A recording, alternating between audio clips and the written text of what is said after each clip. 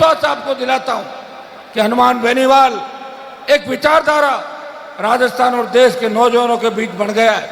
भाइयों, लोकसभा जब चलती है तो देश के प्रमुख कोने से लोग आते हैं। देश का नौजवान एक ही बात करता है कि हो सकता है कि भारतीय जनता पार्टी के सांसद बीजेपी के डर से मुद्दा नहीं उठाएंगे, कांग्रेस के लोग सिर्फ ईडी सोनिया और राहुल को बचाने का काम करेगी और तीसरी पार्टियां अपनी अपनी बात करेगी। लेकिन भाइयों, मैं भी चाहता तो सत्ता का सुख भोग सकता था। 3, 8, 13, 18 और 19 के अंदर लगातार राजस्थान के अंदर मंत्री पदों को ठोकर मार के, और जब देश के किसान को जरूरत पड़ी, जब देश का अन्नदाता सड़कों पे था, तो देश के किसी किसान के बेटे ने सत्ता को ठोकर मारी। वो देश का एकमात्र किसान का बेटा था, वो आपका सांसद था। सत्ता को ठोकर मार के 70 दिन सड़क पे अगर कोई सांसद बैठा, वो नागौर का सांसद हनुमान बेनीवाल किसान कौम के मान और सम्मान की लड़ाई लड़ रहा था। देश के नौजवान की अगर कोई बात करेगा, वो नागौर का सांसद है, वो किसान का बेटा है, जो देश के नौजवानों को आगे लाने की और उनके हक और अधिकार की बात करेगा। जिस तरह वीर तेजाजी महाराज ने गायों की रक्षा के लिए 1000 साल पहले अपना वचन निभाया और गायों की रक्षा के लिए प्राण न्यौछावर किए, हनुमान बेनीवाल ने भी प्रण लिया जब तक राजस्थान के अंदर सत्ता पे किसानों का कब्जा नहीं होगा, तब तक इसी तरह संघर्ष राजस्थान की सड़कों पे और देश के जवानों के लिए करता रहूंगा। भाई, समय आ गया है कि देश का जवान बदलाव करेगा। भाइयों, मैं आपको विश्वास दिलाता हूं कि आने वाला समय आपका है। अनुशासित बनोगे तभी सत्ता मिलेगी। बिना अनुशासन के तो सत्ता किसी को नहीं मिली। बड़े बड़े लोग आए थे, बड़े बड़े लोग चले गए। ये मैं बात उन लोगों के लिए कहना चाहता हूं जो नशे की प्रवृत्ति के आदी हो गए, उनका परिवार तकलीफ के अंदर है।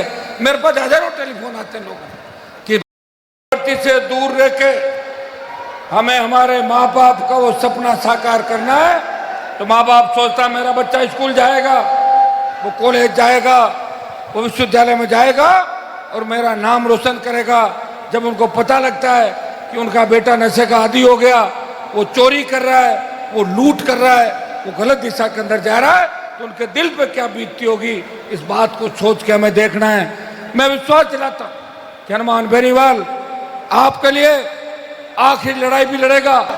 कि हनुमान बेनीवाल हमारा भाई है, वो देश के किसी भी कोने में जाएगा, हम हनुमान को मजबूत करेंगे, उसे कमजोर नहीं पड़ने देंगे। तो राजस्थान के लोग इतने कमजोर नहीं है। ये वीरों की धरती है राजस्थान, शूरवीरों की धरती है। हम कमजोर नहीं है, हम उसी के साथ होंगे जो हमारा साथ देगा। ये संदेश आपको पूरे देश के अंदर देना है। भाइयों, आप रोज मुझे देखते हो, 36 कौम का प्रत्येक मुद्दा, इस राजस्थान के साथ साथ इस देश का प्रत्येक मुद्दा, हर वर्ग का मुद्दा। बढ़ती हुई महंगाई के लिए कोई लड़ता है, जवानों को रोजगार दिलाने की कोई बात करता है, सेना के सम्मान की कोई बात करता है, और किसान कौम को मजबूत करने की कोई बात करता है। वो नागौर का सांसद है जो दोनों पार्टियों से संघर्ष राजस्थान के सड़क से लेकर सदन तक करता हुआ आपको नजर आएगा। मैं आज जिस मंजिल और मुकाम पे मैं खड़ा हूँ, 36 कौम का सहयोग मेरे साथ है। अपने भाई का साथ देना, क्योंकि सारे लड़ाके छुप गए, भाग गए। सारे नेता व्यापारी बन गए और सारे नेता पार्टी बदलने का काम कर रहे हैं। वो हनुमान बेनीवाल अपने छोटे भाइयों के दम पर इस राजस्थान की हवाओं को बदलने की ताकत रखता है। जो नौजवानों की सरकार हो, डिग्री से पहले रोजगार की गारंटी, कर्ज मुक्त किसान, टोल मुक्त राजस्थान, फ्री बिजली, मजबूत लोकायुक्त और मान और सम्मान थाने तहसील कचहरी के अंदर मिले, प्रत्येक खेत को सिंचाई का पानी मिले। ये इन मुद्दों को लेकर मैं आगे बढ़ रहा हूं। आपको अकेला महसूस नहीं करे, आपका भाई पूरी ताकत के साथ आपके साथ खड़ा है। चिंता करने की बात नहीं है, घबराने की बात नहीं है, क्योंकि लोकतंत्र के अंदर जिसके साथ जनता होती है, जिसके साथ जवान होता है, उसी की चलती है। या तो कलम की ताकत हो या जनता की ताकत। कलम की ताकत तो अभी मिली नहीं, लेकिन जनता की ताकत हनुमान बेनीवाल के साथ है। छोटे भाइयों का प्यार और आशीर्वाद मेरे साथ है। मेरी माताओं बहनों का आशीर्वाद और उम्मीद मेरे साथ है। मैं विश्वास दिलाता हूं कि आपके सपनों पे खरा उतरूंगा।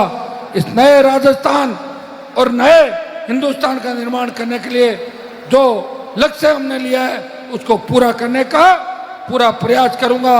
आप सबको साथ लेके चलूंगा, नहीं